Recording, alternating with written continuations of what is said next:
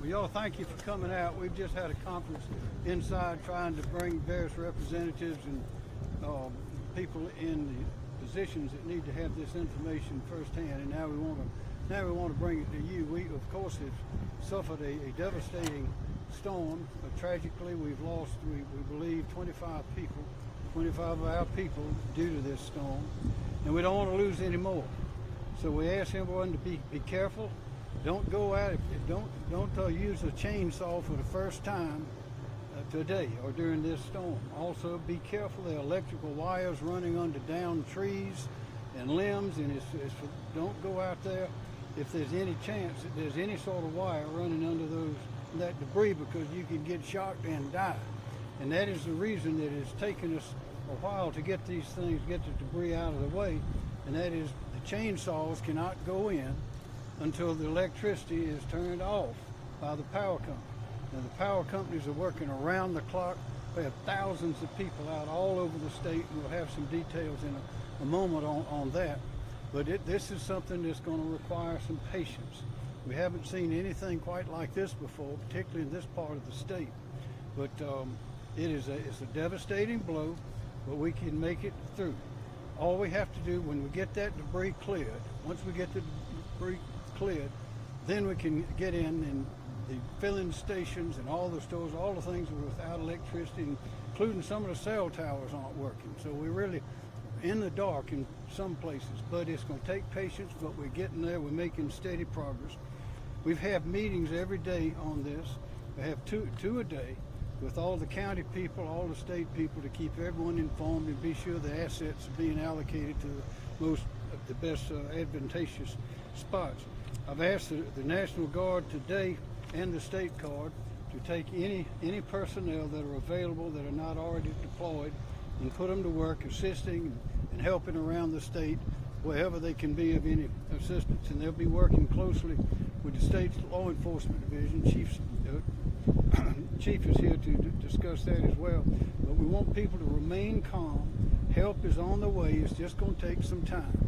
We're working to have a system up where you can go online or go to places that have this sort of information to see which gas stations open, which roads are blocked, all that sort of stuff. Some folks can't get online to see it, and we'll have it available.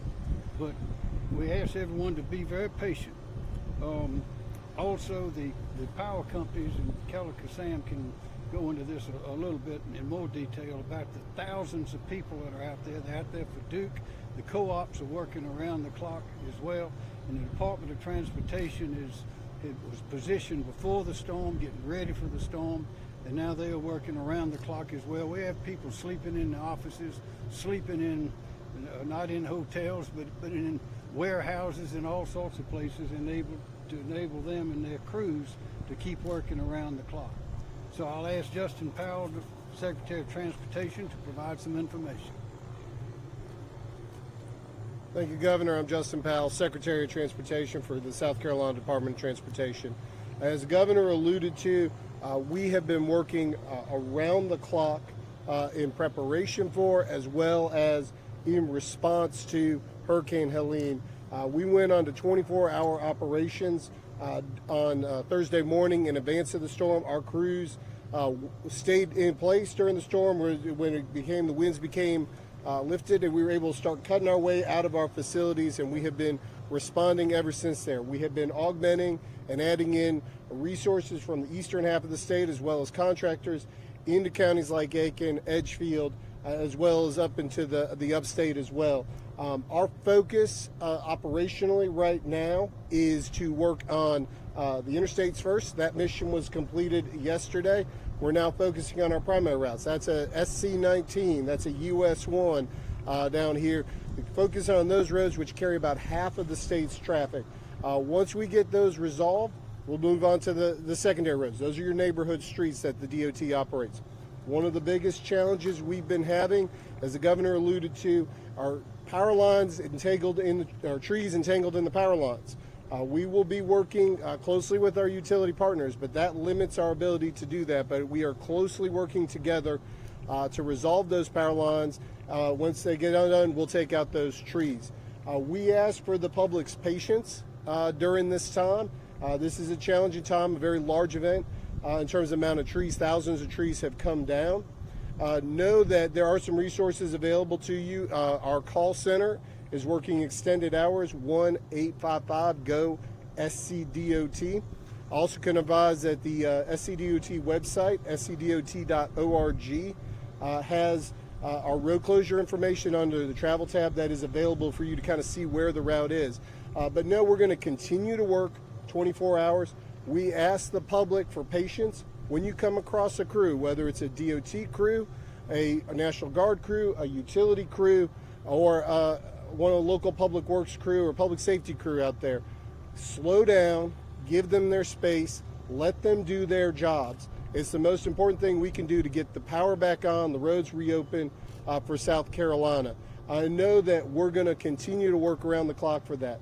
As this mission wraps up in terms of clearing the roads, we will be dealing with debris cleanup. That'll start in earnest in October, and we'll start working to clean up these piles of debris that are on the ground. But know that your DOT is committed and is working continuously, leaving their friends and families behind to work on behalf of the people of South Carolina.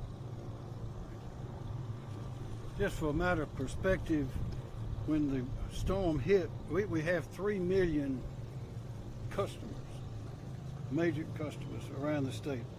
3 million. Right after the storm, we had 1.3 million outages. The next day, we had 1.2 million. As of this morning, we're down to less than 900,000.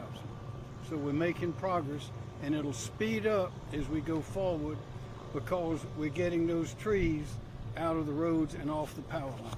Chief Keel. Good afternoon, Mark Keel, Chief of SLED. Just want to say that since the beginning of this storm, we've been in constant contact with all of our law enforcement partners.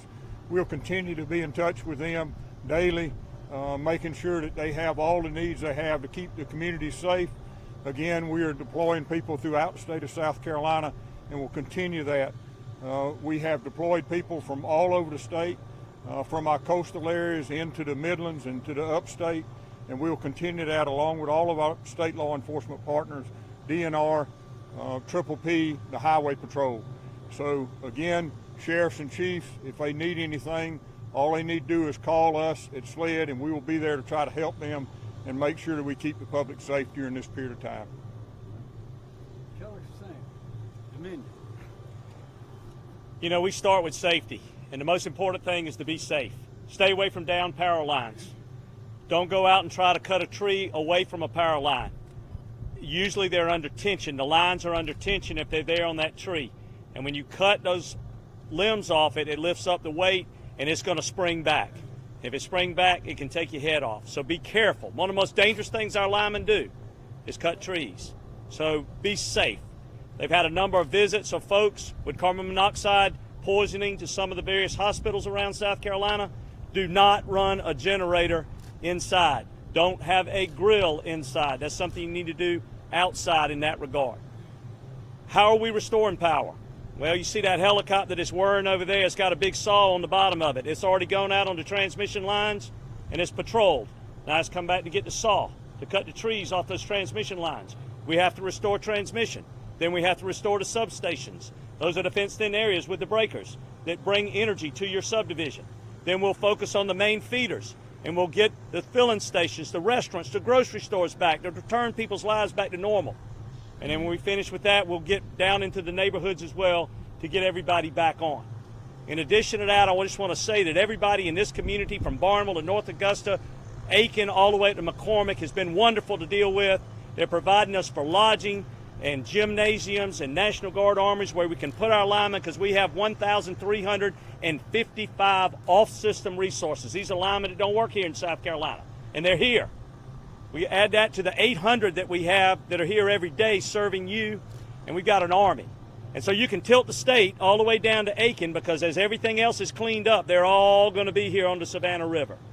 And so you're going to have an army of linemen here that we'll be feeding and housing, and they'll be working around the clock to restore power here to these communities that we are proud to serve. Our linemen are the product of this community. They're your neighbors and friends. A lot of them, just like you, don't have power, but they're out here working to make sure that you have power and to return your life back to normalcy. Quick numbers, how many we have out? Total customers impacted, 404,000. What was it peak? 386,000. That tells you some customers out more than once. Where are we right now? 125,000 customers across our entire system. So you do the math, we restored over 300,000 customers' power back as we've gone through this process. And we hope to make the same progress in this area that is the most heavily hit. Keep in mind, Hugo was a Category 4 that hit Charleston. This was a Category 4 when it hit at Tallahassee. Its energy spread out 450 miles. Do the math, you were right in the bullseye of it. And understand this, all the damage that you saw from McClellanville to up to Charlotte after Hugo, this is what you see from Barnwell all the way up to McCormick and then up to Greenville, Spartanburg. This is a major storm people will be talking about for a long time.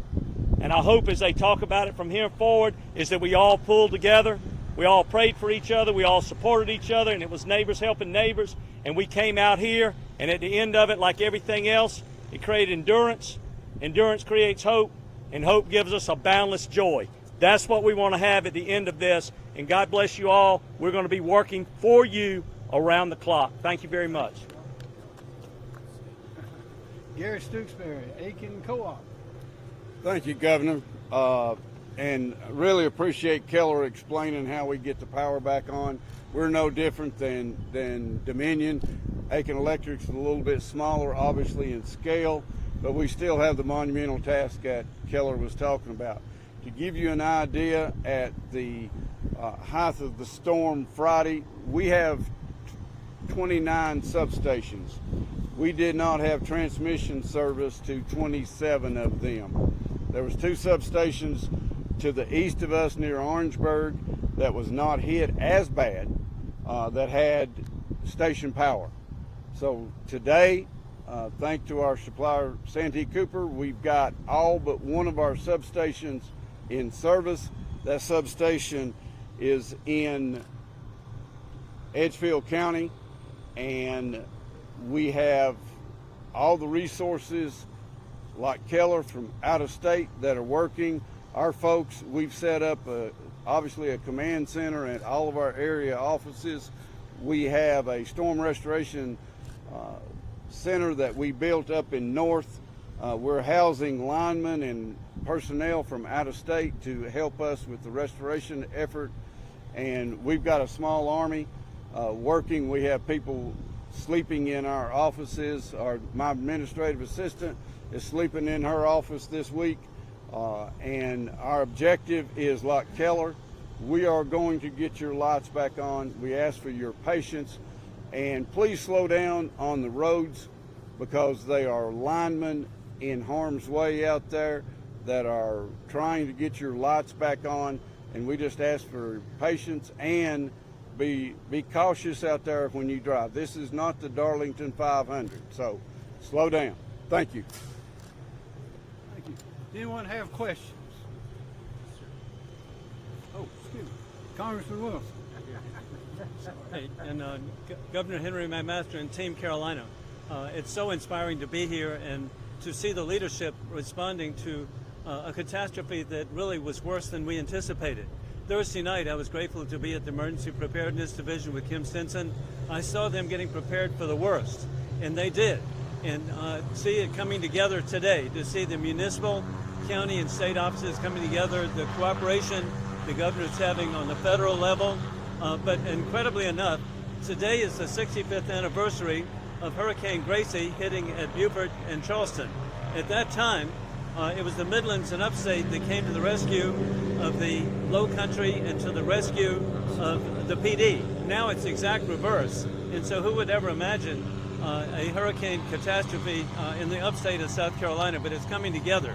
And I'm also really grateful that as Representative Bart Blackwell took me through neighborhoods, and I saw the beautiful 100-year-old, 200-year-old oaks that have fallen over. And so while I was there, I contacted George Sacalaras, president of the Amoresco Company in Boston, Massachusetts. We are so fortunate here in Aiken County at the Savannah River site. We have one of the world's largest woody biomass conversion to energy facilities in the world. And President Sakalaris has said that he's already begun procedures. Just as the ice storm 10 years ago, they are ready to help and remove the debris and convert it into energy. And so people are really coming together, and I'm just so grateful to represent the extraordinary people of Aiken and Barnwell counties. Thank you. God bless you. We have time for a few questions. Okay, the governor, if you see over there, some of your cameras went over there. He's already patrolled the transmission. There's 16 saw blades, skill saw blades underneath that saw. And I promise you, he can put some limbs and debris on the ground. And so we use that in tandem. So he's observing, but at the same time, he's cutting these pine trees that are laid up in the line. And man, it's an efficient way to do it. That's technology at its best. Thank you. Okay, any questions? Yes, sir. Speak up, please, ma'am. Did you guys send a lot of help to Florida? You know, the media, that's important. You know, everybody gets on social media. I don't have Bookface or Twitter, and I'll just tell you that, you know, there are a lot of rumors. People say, well, people take advantage of people like this with price gouging. People take advantage of people when they put ridiculous rumors out there on the web. And the first thing is, with mutual assistance, we got together for our first mutual assistance call on Wednesday before the storm got here on Friday. And those that were going to be affected, they put in there, we'd like to have linemen. We want them to be sent our way. We got on that call to participate in it with Southeastern Electric Exchange, and we were asking for linemen to come to South Carolina.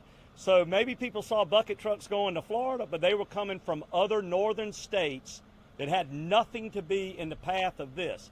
You know, people come up with all kind of things. Somebody said a rumor on social media that our folks were out with, you know, we weren't paying our linemen overtime, so they quit. They're not working anymore. Totally a fabrication. Fair Labor Standards Act. So you just got to avoid all those rumors, get it from a credible source so that it's fact-based instead of rumor-based. So we sent no linemen anywhere outside this state. We were just waiting on what's to come, and now we've added those other 1,300 resources so that we can get about the business of returning people's lives back to normal. Thank you. Governor, thank you. We've got to get him to Greenville right now, so appreciate everybody coming out. Thank you very much. Thank you very much.